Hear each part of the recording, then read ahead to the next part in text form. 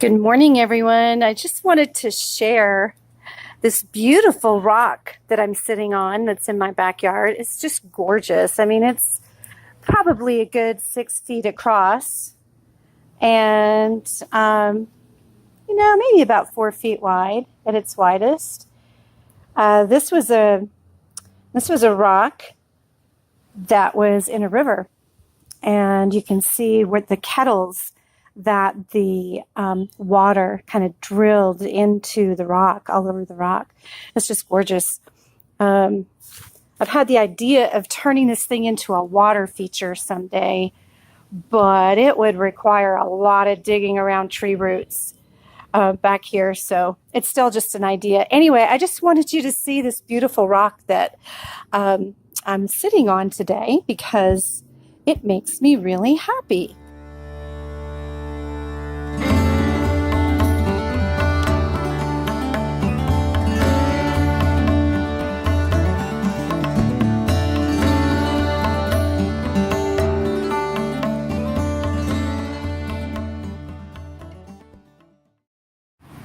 All right, so I'm going to tell you a story today about an experience I had 20 years ago and why I'm just now talking about it. I had gone on a silent retreat at a Buddhist abbey in Mount Shasta, California. And on my way back, I stopped in Sedona for the first time. And if you've never been to Sedona, you're missing a rare treasure on this earth that we have right here in the United States. It's so incredibly beautiful. And even though it's become quite commercialized, it still has not lost its magic and its charm and its ability to transport you into a place of silence and peace and nature. So I wanted to find a place to sit on a rock by the side of a stream. And the mystical experience started as I was actually, the moment that I stepped foot on the path, that's when the mystical experience started. And I'm not going to talk about that whole process and what happened in that part of the journey. But I sat in meditation for several hours, and it was the first time I'd had a meditation practice since I was 23. Excuse me. But I'd never sat in meditation for longer than 15, 20 minutes at a time. And this was the first time that I had sat in meditation for several hours. And I know it was with the help of that retreat that I was able to sit. But at a certain point, this voice that I had been talking to, that had been talking to me and giving me instructions in the meditation, told me it was time to go back. And I didn't want to go back. I'd only been there for 4 hours. I was like, hey, I don't want to go back. And the voice said, no, you have to go back now. And so I had come to trust this voice, and later on to recognize that it was a voice of spirit and to be trusted. So I went back to my car, and I had a cooler in my car and was in the backseat of my car and was making a sandwich, standing there making a sandwich, when the car next to me, the people in this car started fighting. There was a family of 4, a mom and dad and 2 boys. And I mean, the dad and the oldest teenage son were just having a horrible fit. And the voice said to me, this is why I brought you back. This is your work. And I was like, oh, hell no, I'm not getting in the middle of that. There's no way in hell. What do you want me to do? Like knock on the window and say, hey, God loves you. Peace out. No. And the voice said, put out your hands. And I was like, oh my God, you want me to stand here in the parking lot with my hands out, hands like peace out, sending the light kind of hands. And I was like, oh no, I can't do that. But it said, put your hands out. And what happened was, out of the palms of both of my hands shot out 2 beams of light and went into the car. And that was I had a lot of lessons about light in that experience. But what happened, as soon as these beams of light went out of my hands and into the car, the fight escalated between the father and the son. And the son got out of the car, slammed the door, and said, "I'm walking back." And, that park was quite a bit of ways from Sedona. So it would have been a long walk. Well, the mom and the dad start fighting even more. And by this time, the kid's gotten down to the gate of this park. And the dad leaves the parking lot. And I said to this voice, I said, "Well, that did a hell of a lot of good, didn't it?" And the voice didn't respond to me. And as I watched the dad pull out, he got to the gate where the kid was, and he got out and he grabbed his son and he hugged him. And he hugged his son for a long time. And they got back in the car and went off on their merry way. And the voice said, "This is your work. You're here to bring light into dark places. This is your work." And of course, this whole experience pretty much tripped me out. And I was a little worried for my sanity at the beginning of it. And until I had an experience that helped me trust what was happening. But the idea that, I could be a vehicle for light was pretty incomprehensible because, I was a big mess and considered myself, a sinner at that time. And it was a lot to take in.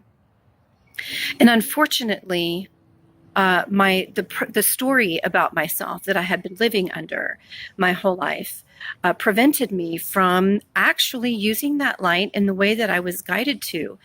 And when I realized that the course of my life could have been very, very different had I actually trusted the voice of the Holy Spirit and used this light in situations that I found myself in, just like the people in that car, that maybe my life could be very different today. And there was a lot of grieving that happened when I realized that it was a lack of belief and a lack of valuing myself and trust in myself that caused me to not use my light. So it took many years and a lot of learning but now here we all are together. And this is what I want to convey to you today. There's nothing special about me. I just happened to be in a very high state of awareness and consciousness at the time that I actually saw the light leave my hands. But anybody that's watching this that's a Reiki worker that's been trained in Reiki, which I have not, by the way, I've just been guided to use the light and send light undirected in many given situations. And since I have accepted my place in the light and my authority in the spirit realm and authority in my life in the 3D, have I been able to use the light more effectively, but it's taken a lot. So I've mentioned the 7 realms before, and I want to speak to you more about those because these realms in the 3D are the way the light moves through the planet. It's the way God, Creator, moves through the planet. It's through light in these 7 realms. So they are the realms of art, which includes entertainment, the environment, and education, finances, government, health, and science. And you can see that they're all interconnecting and they all affect each other. And we can all see how ego and darkness has taken over these 7 realms. But you were sent here to express the beauty of life and the essence of wisdom and love in these 7 realms.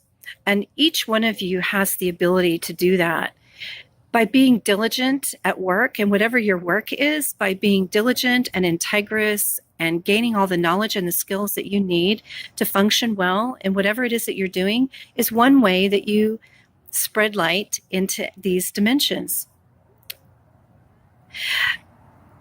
The other way is just the intention that you have of bringing the light into a situation without directing it.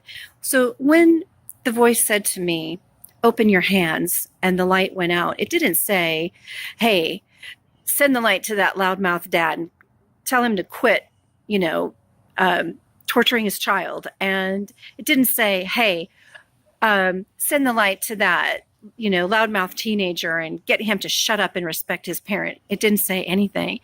There was no judgment. There was no direction. It just sent light, because the consciousness that's in the light, that the light is of, knows more than we could ever, with our good intentions, know. So when we show up with the intention to be the light, we're there to carry it and let it do whatever it needs to do without any of our quote unquote good intentions. Sometimes our good intentions just mug things up. So here's your homework this week.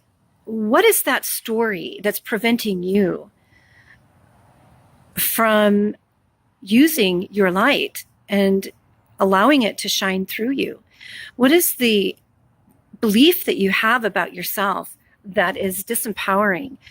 So we want to be sure that we don't have an inflated ego and that we don't have a deflated ego. So what can you do this week to bring yourself to a state of equanimity, to a state of being in the center, being in the middle? Because in that middle place, we're able to hear what we do need to work on to be in more of integrity with ourselves and each other. And in that place of equanimity, we don't prevent the work that was meant to be done through us to be done. So again, this week, beautiful people, just shine your light and pay attention to anything that's inside of you that's a barrier to love. And just some announcements this week. We're going to start a meditation. I'm going to start Hope 2.0 back up in Lubbock. And then later on, we're going to be spreading the borders of hope. And we'll talk more about that later. But right now in Lubbock, I just want to meditate with you all. I met some really, really beautiful people yesterday and got to see some old friends. And I miss community. I miss community so much. So we're just going to meditate. We are going to be meeting at Wagner Park, which is on 26th and Elgin Avenue at 6 o'clock next Thursday. Today is the 21st. So it would be whatever next Thursday is. But next Thursday, Wagner Park, on the northwest corner of the park. Bring a blanket, bring a yoga mat, meditation cushion, whatever you want. But we're going to meditate together. So we're just going to do like a flash mob meditation. So, I mean, it would be really, really, really cool for, at least 50 of y'all to come out and meditate with me. And then we'll decide where we're going to meet next time. But as long as the weather's good, I want us to meet in the parks and go to different parks around Lubbock and take this light and just spread it around the city. So I hope y'all can join me. And please leave a comment below and let me know what you're taking away from today's video. Bye, beautiful people. And yes, peace. Take peace with you today. Bye.